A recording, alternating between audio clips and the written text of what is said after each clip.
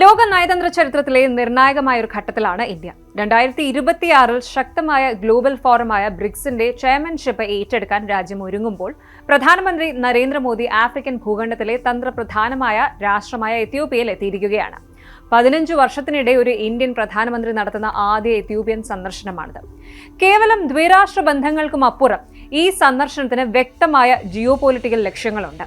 ബ്രിക്സിലെ പുതിയ അംഗമായ എത്യോപ്യയുമായുള്ള ഈ കൂടിക്കാഴ്ച വെറുമൊരു സാധാരണ സന്ദർശനമല്ല, ഗ്ലോബൽ സൗത്തിന്റെ ശബ്ദമാകാനുള്ള ഇന്ത്യയുടെ മാസ്റ്റർ പ്ലാനിന്റെ ഭാഗമാണ്.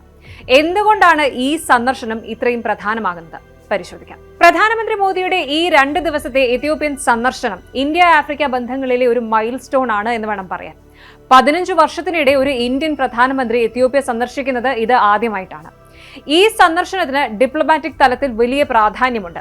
എത്യോപ്യൻ പ്രധാനമന്ത്രി അബേ അഹമ്മദുമായി മോദി നടത്തുന്ന ചർച്ചകളുടെ കോർ അജണ്ടയിൽ trade, investment, agriculture, digital public infrastructure, cyber security എന്നിവയ്ക്കാണ് പ്രാധാന്യം. $4 ബില്യൺ വരുന്ന ഇന്ത്യൻ ഇൻവെസ്റ്റ്മെന്റ് ഈ രാജ്യത്തുണ്ട് താനും. ഇനി എത്യോപ്യയിലെ വിദ്യാഭ്യാസ മേഖലയിൽ ഇന്ത്യൻ ഫാക്കൽറ്റി മെമ്പേഴ്സിന് വലിയ സ്വാധീനമുണ്ട്. ഏകദേശം 2500ഓളം വരുന്ന ഇന്ത്യൻ ഡയസ്പോറയെ പ്രധാനമന്ത്രി അഭിസംബോധന ചെയ്യുകയും ചെയ്യും.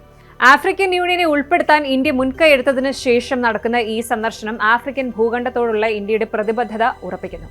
ഈ സന്ദർശനത്തിലൂടെ ഇന്ത്യ തങ്ങളുടെ ഏറ്റവും വിശ്വസ്തരായ ഗ്ലോബൽ സൗത്ത് പാർട്ട്നേഴ്സുമായുള്ള ബന്ധം ശക്തിപ്പെടുത്താനാണ് ശ്രമിക്കുന്നത്. മോദിയുടെ എത്യോപ്യൻ സന്ദർശനത്തിന്റെ ഏറ്റവും പ്രധാനപ്പെട്ട ആംഗിൾ ബ്രിക്സിന്റെ വളർച്ചയാണ്. 2024 ജനുവരിയിൽ ബ്രിക്സ് കൂട്ടായ്മയിലേക്ക് ക്ഷണം ലഭിച്ച 6 പുതിയ അംഗങ്ങളിൽ ഒന്നാണ് എത്യോപ്യ. എത്യോപ്യയെ ബ്രിക്സിലേക്ക് കൊണ്ടുവരുന്നതിൽ ഇന്ത്യ ഒരു നിർണായക റോള് വഹിച്ചു. 2026 ബ്രിക്സിന്റെ ചെയർമാൻഷിപ്പ് ഇന്ത്യ ഏറ്റെടുക്കാൻ ഇരിക്കുകയാണ്. പുതിയ അംഗങ്ങളെ ഒരുമിപ്പിച്ച് കൊണ്ടുപോവുക, കൺസെൻസസ് രൂപീകരിക്കുക, കൂട്ടായ്മയുടെ ലക്ഷ്യങ്ങൾ വികസിപ്പിക്കുക എന്നിവ ഇന്ത്യയുടെ റെസ്പോൺസിബിലിറ്റി ആയിരിക്കും. ഇനി തന്ത്രപരമായ പ്രസക്തിയുമുണ്ട്.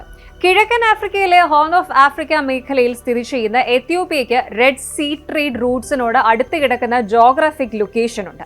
ബ്രിക്സിലെ മറ്റ് രാജ്യങ്ങൾ ഈ മേഖലയിൽ തങ്ങളുടെ ഫുട് പ്രിന്റ് വർദ്ധിപ്പിക്കാൻ ശ്രമിക്കുമ്പോൾ എത്യോപ്യയുമായുള്ള ഇന്ത്യയുടെ ശക്തമായ ബന്ധം ഒരു സ്ട്രാറ്റജിക് അഡ്വാൻറ്റേജ് ആണ്.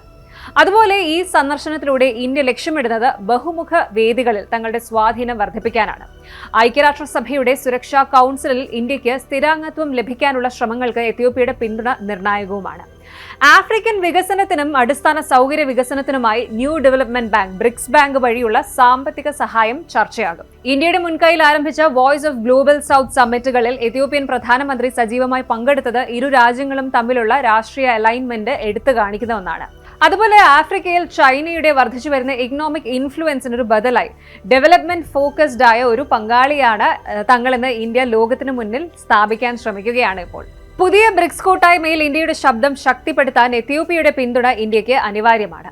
പ്രധാനമന്ത്രി നരേന്ദ്രമോദിയുടെ എത്യോപ്യൻ സന്ദർശനം കേവലം ഒരു ഡിപ്ലോമാറ്റിക് വിസിറ്റ് മാത്രമല്ല, ഇത് ബ്രിക്സിന്റെ നേതൃത്വത്തിലേക്കുള്ള ഇന്ത്യയുടെ ചുവടുവയ്പ്പാണ് എന്ന് വേണം പറയാൻ.